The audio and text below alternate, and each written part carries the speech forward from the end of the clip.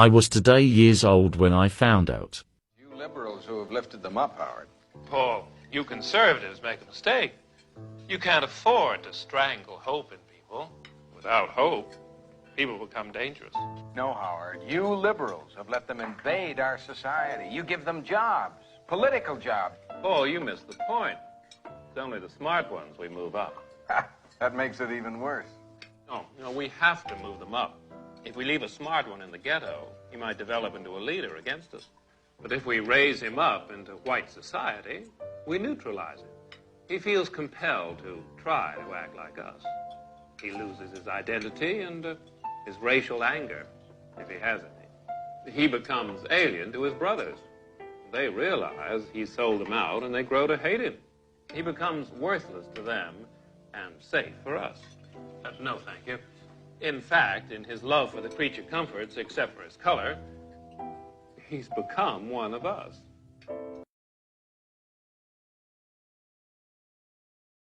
Do you sell to them? Let's find out. Let's hear the opinion of men who have spent a lifetime studying the buying habits of customers the world over. Here is what sales psychologists have to say about selling to the Negro.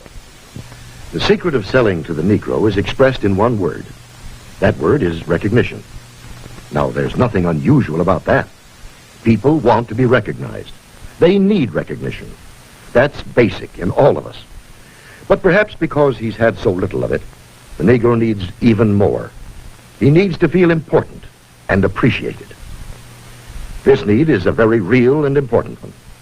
It shows up even in many of the Negro's shopping habits. Anyone who sells or wants to sell to the Negro customer should know about some of these habits. 3 habits in particular play a big part in every sales transaction. To begin with, most Negroes buy by brand. They ask for products by name. They're quick to turn down off-brands. Do you wonder why? Well, listen to what this customer is thinking. That last hat I bought just didn't hold up at all. You see, for a long time, the Negro has been sold a lot of shoddy, second-class merchandise. So now he asks for name brands in order to make sure he gets his money's worth. Buying by brand, that's the first important Negro buying habit. Now for the second. The Negro buys good quality merchandise. Symbols of quality and prestige are very important to the Negro customer.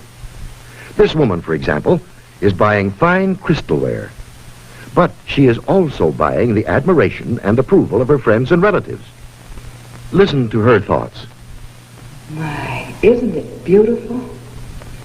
I can hardly wait to show it to Sally and Joan. It's a well-known fact that many Negro customers are influenced by the opinions of others. What their friends may think of a certain item often decides whether or not the sale is made. So remember, the Negro buys quality merchandise. That's the second important point.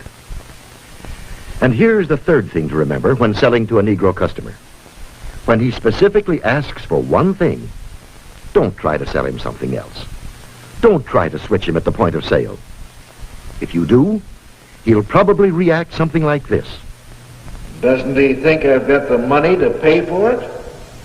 There's a reason for this reaction. Again, because he's had experience with cheap merchandise, the Negro resents being offered a substitute. He wants to be sold on quality, not price. The Negro buys by brand, he buys quality, and he doesn't like to be switched at point of sale.